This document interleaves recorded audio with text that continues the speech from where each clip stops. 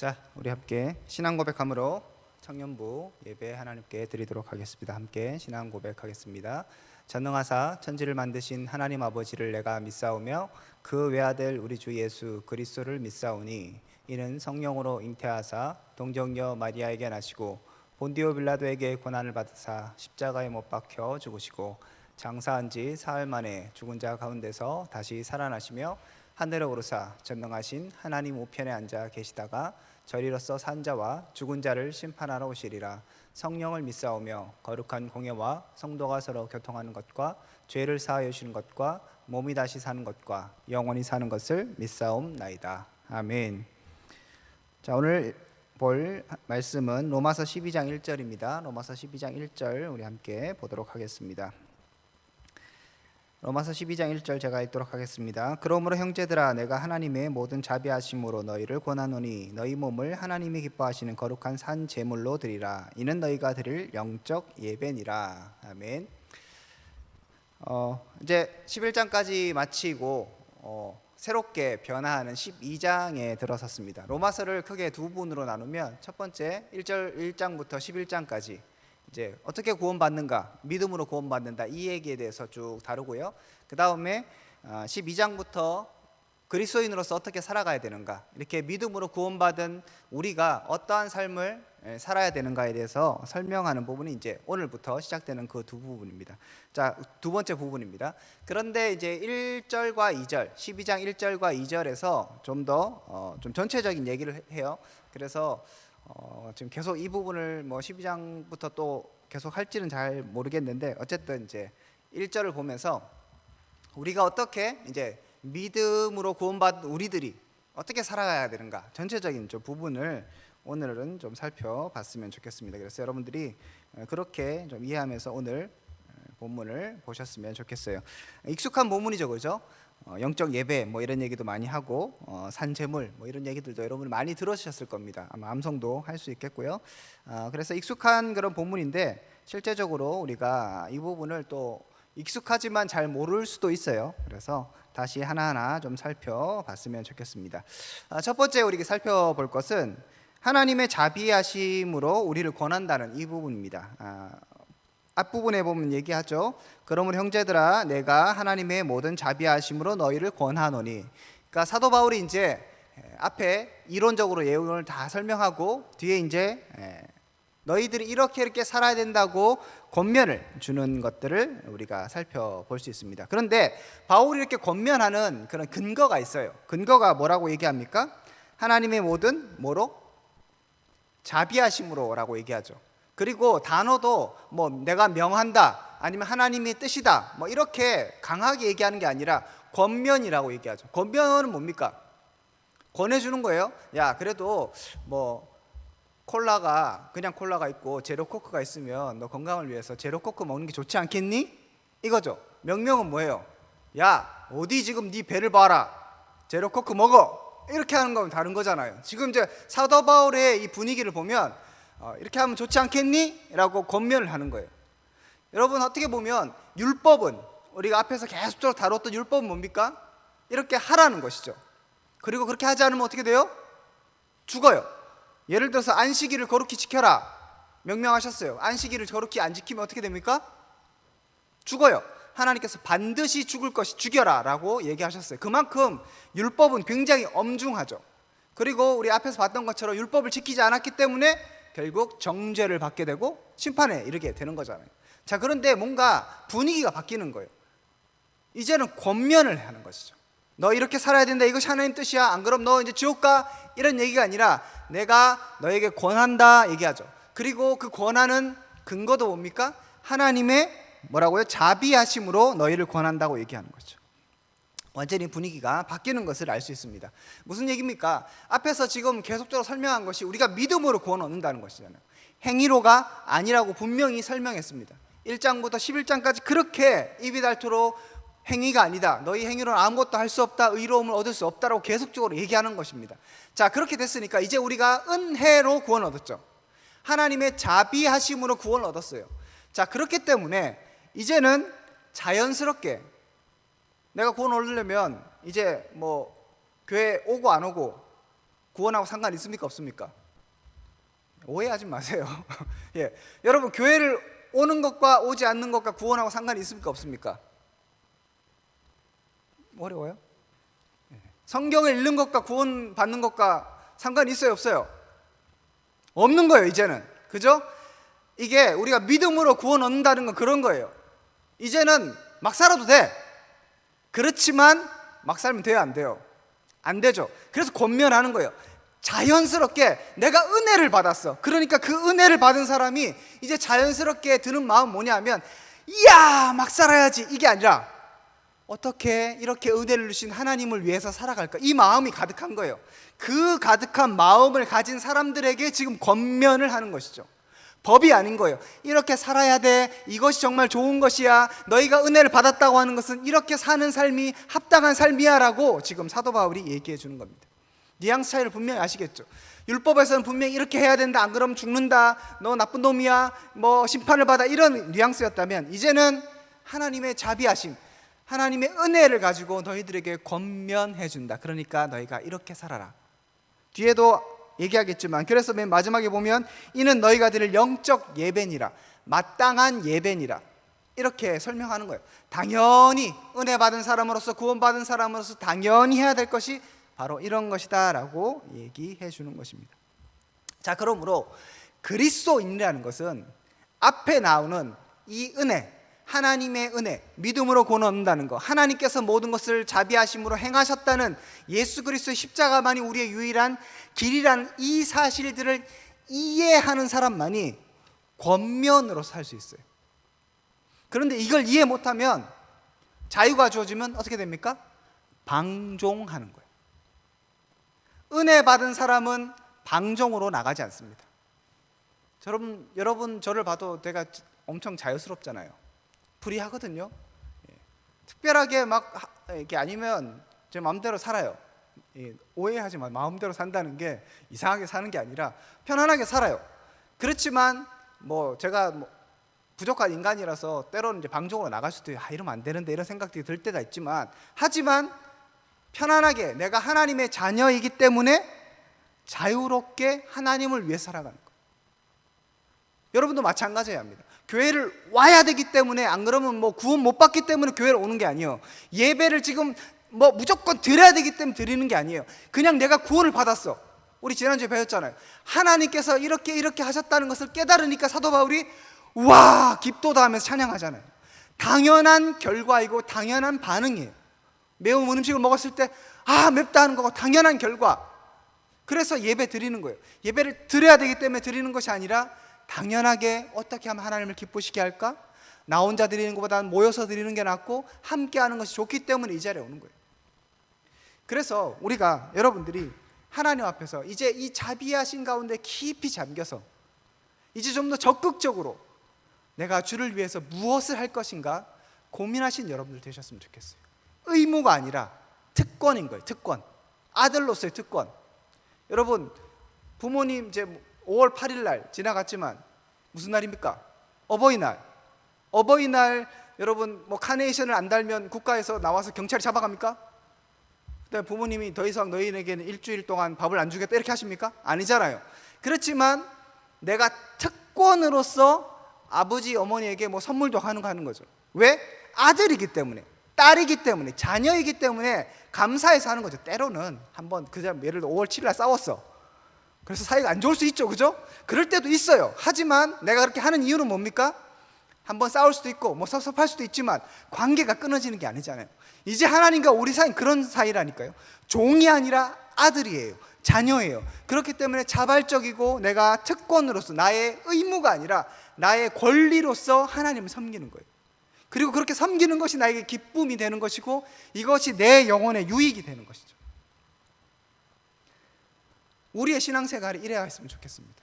복음을 깨달은 자는 주님을 진정으로 섬기게 되는 것입니다.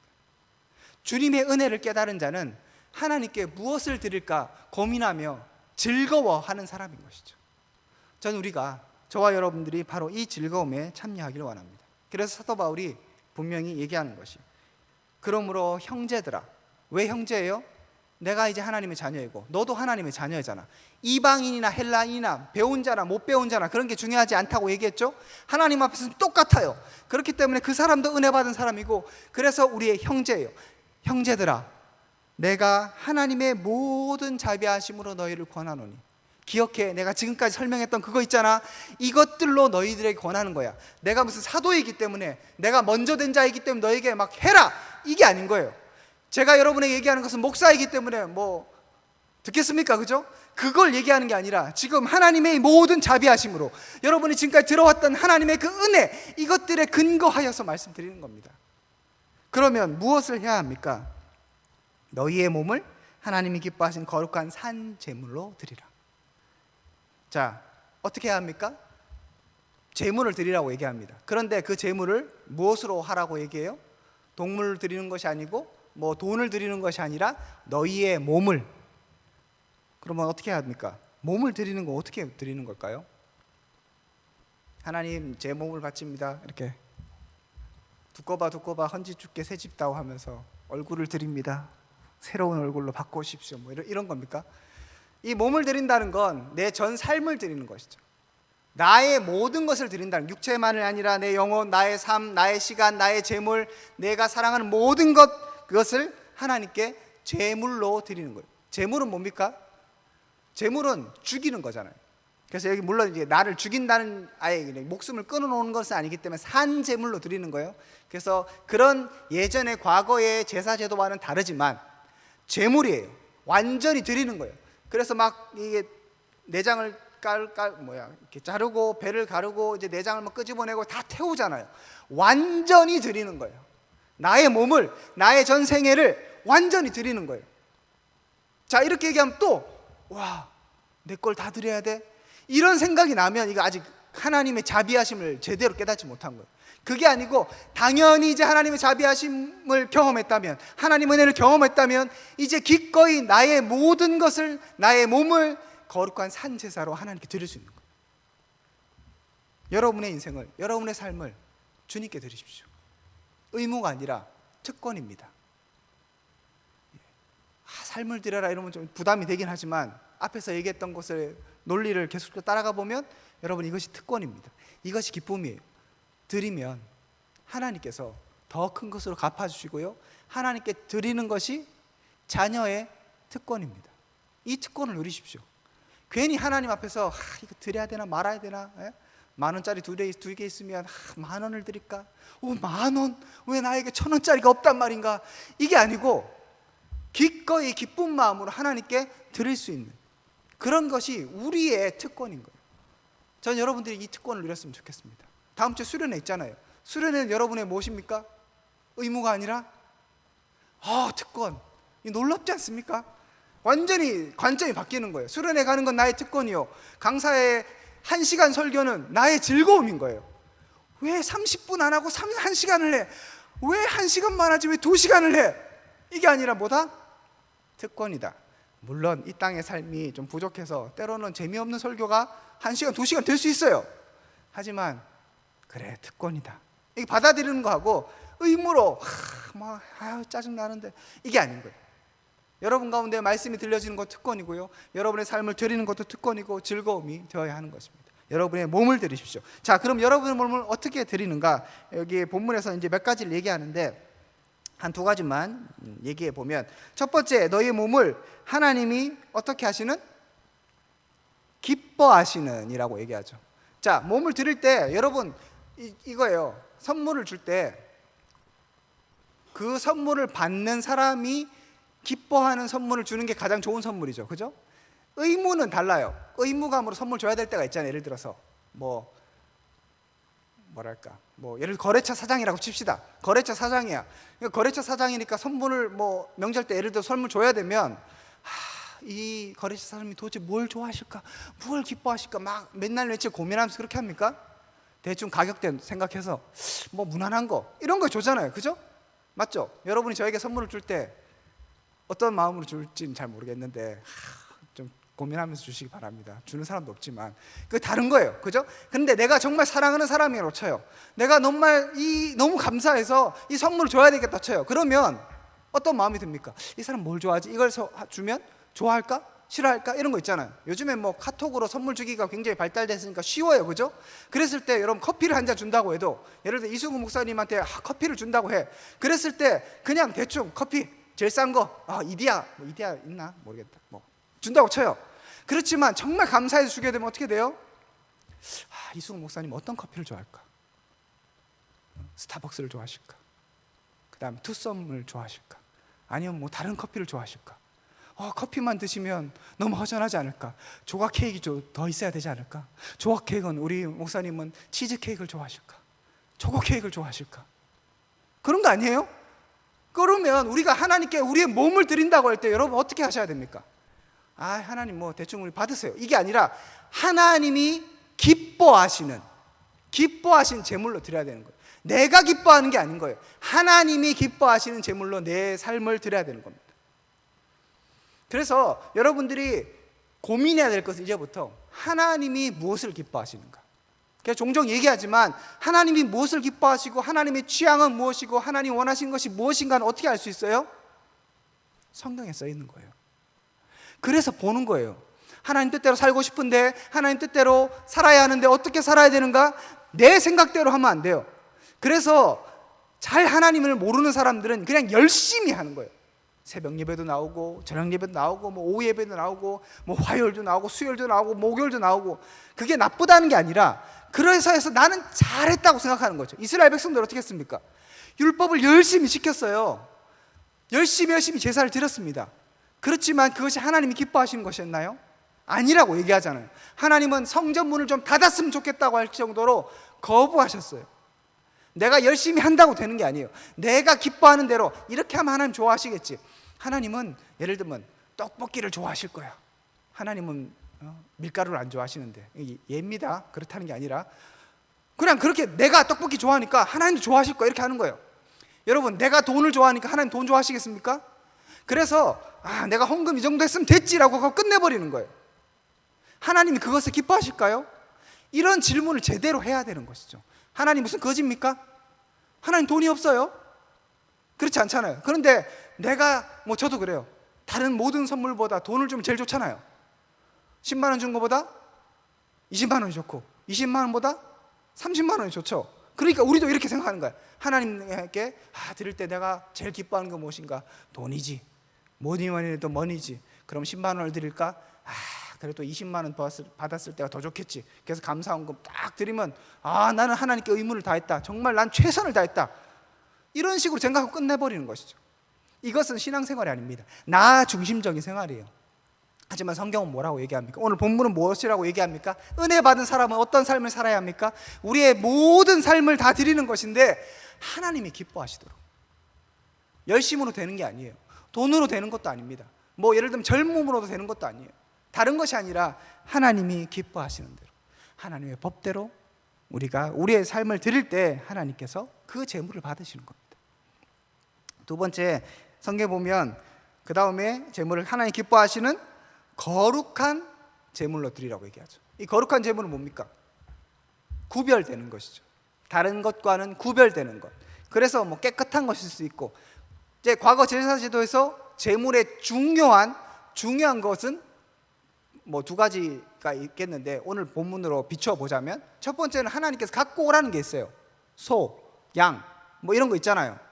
하나님, 제가 알고 보니까 뱀이 건강에 그렇게 좋대요. 그래서 하나님께 이 건강에 좋은 뱀을 드려야 되겠다. 이건 내 중심인 거예요. 하나님이 기뻐하시는 게 아닌 거예요. 하나님 법대로 하는 게 기뻐하는 거예요. 자, 그리고 두 번째는 이 재물은 중요한 건 뭐냐면 흠이 없어야 돼요. 그죠? 그래서 조금이라도 흠이 있으면 하나님의 재물에 합당치 않습니다. 마찬가지인 거죠. 우리가 우리의 자신을 하나님께 드리는데 중요한 것은 거룩한 재물이 돼야 돼요. 거룩한 산재물, 구별되는 거, 세상과는 다르고, 그래서 하나님의 기뻐하시는 대로 이게 다 연결되는 겁니다. 거룩한, 깨끗한, 정결한, 온전한 이 재물이 되어야 하는 것입니다. 그래서 2절에 보면 그 부분이 나와요. 여러분 잘 아시는 것처럼 2절에 이렇게 얘기하죠. 너희는 이 세대를 본받지 말고 오직 마음을 새롭게 함으로 변화를 받아 하나님의 선하시고 기뻐하시고 온전한 뜻이 무엇인가 분별하라. 이 얘기가 앞에 지금 1절과 다 똑같은 얘기입니다. 2절에 너희는 이 세대를 본받지 말고, 이게 뭐예요?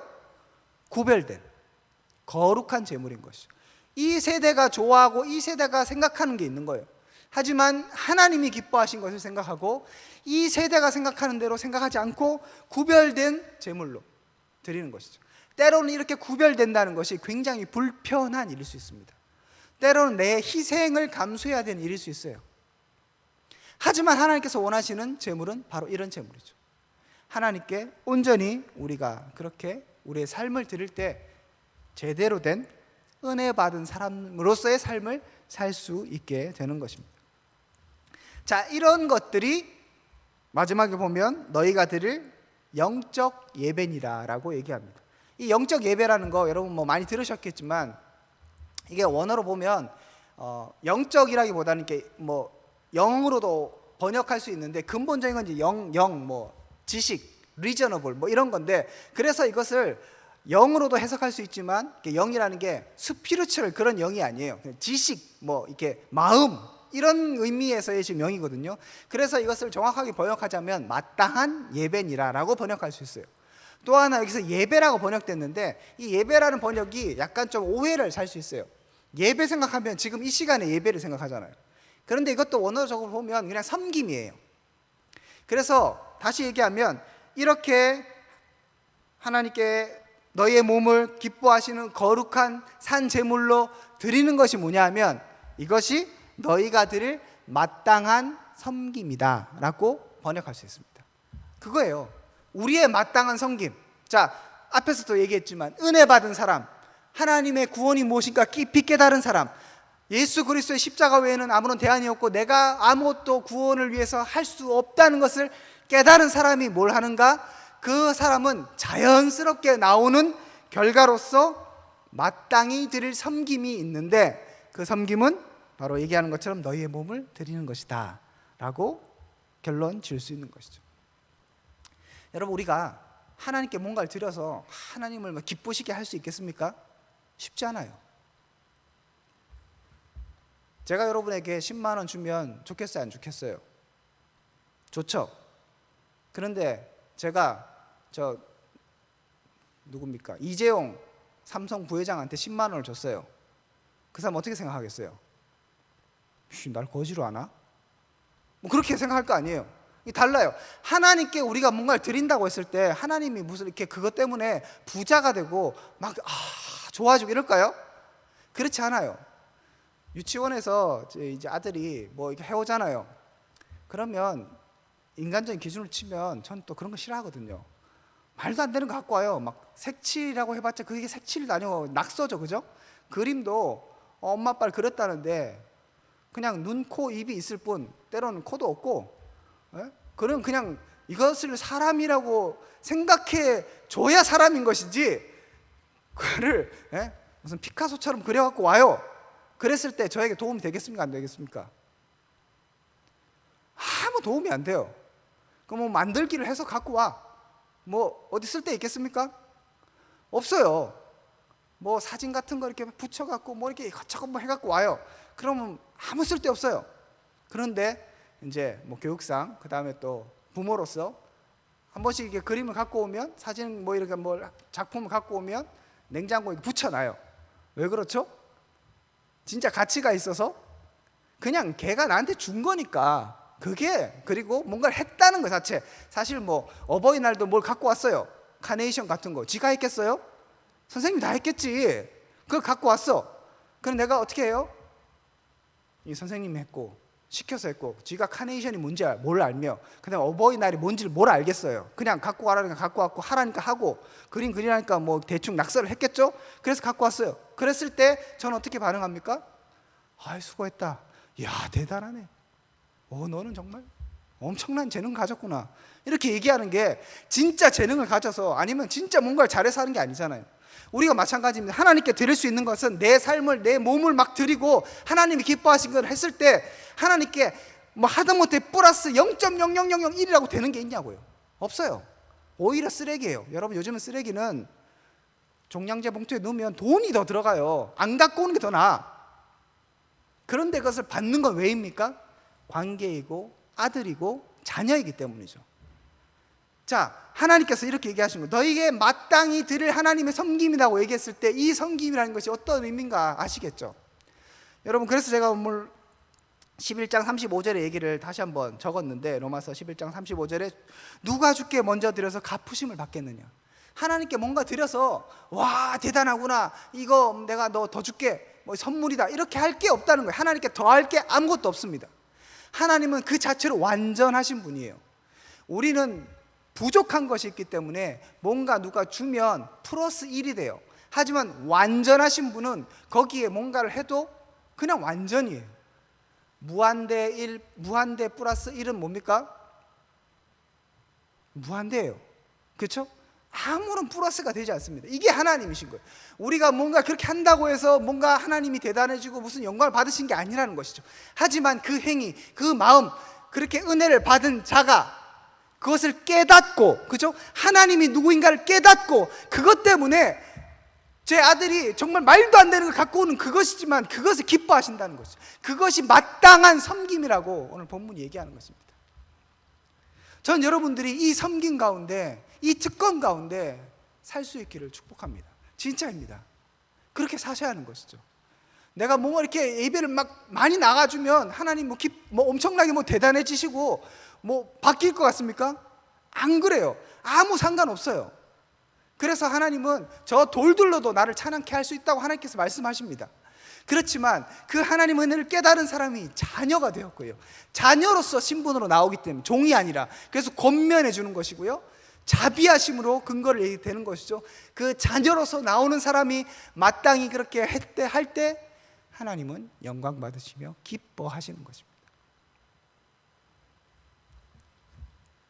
그래서 은혜 받은 사람, 구원이 무엇인가 아는 사람, 예수 그리스도의 십자가가 무엇인가 아는 사람만이 하나님 뜻대로 살 수 있고요, 하나님을 기쁘시게 할 수 있고요, 하나님께 영광을 돌릴 수 있는 것입니다. 복음을 깨달으시기를 다시 한번 축복드립니다. 날마다 말씀 가운데 하나님의 은혜를 깨달으시기를 축복합니다. 늘 말씀 가운데 거하시며 그 말씀이 나를 어떻게 바꾸어 가고 하나님의 은혜가 도대체 무엇인가, 물론 뭐 얼마 전에 깨달았겠죠. 그지만 우리 육체가 여전히 약하기 때문에 또 때로는 까먹을 수 있잖아요. 때로는 엉뚱한 짓 할 때 있잖아요. 그때 다시 기억하는 것이죠. 아, 그렇지, 난 하나님의 자녀이지, 하나님께서 나를 이렇게 사랑하셨지, 하나님께서 나에게 이렇게 자비를 베푸셨지, 이 사실을 깨달게 될 때 다시 한번 우리는 하나님께 마땅히 드리는 섬김의 특권으로 나가게 될 것입니다. 이 특권을 누리는 저와 여러분 될 수 있기를 주님의 이름으로 축복드립니다. 기도하겠습니다. 하나님 감사합니다. 우리가 주님의 자비하심 가운데 거하며 그 자비하심으로 인하여서 마땅히 드릴 섬김이 있다는 것을 다시 한번 기억하며 하나님을 섬기고 하나님을 찬양하며 하나님과 함께 동행하며 온전히 예배드리는 우리 한 사람 한 사람 될 수 있도록 은혜를 베풀어 주시옵소서. 하나님, 다음 주에 일일 수련회가 있습니다. 그 시간 가운데 함께 하셔서 주의 말씀이 들려지게 하시고 그 말씀을 통하여 우리가 다시 한번 주님 깨닫고 이 자비가 무엇인가, 하나님이 또 우리에게 기대하시는 것이 무엇인가 깊이 깨닫고 돌아가는 귀한 시간 될 수 있도록 함께하여 주시옵소서. 이제는 주 예수 그리스도의 은혜와 하나님의 사랑과 성령님의 교통하심이 오늘 말씀을 통하여서 다시 한번 주만 바라보기로 결단하고 결정하는 믿음의 백성들 가운데 지금부터 영원토록 함께 있을지어다. 아멘. 예, 여러분 수고하셨습니다.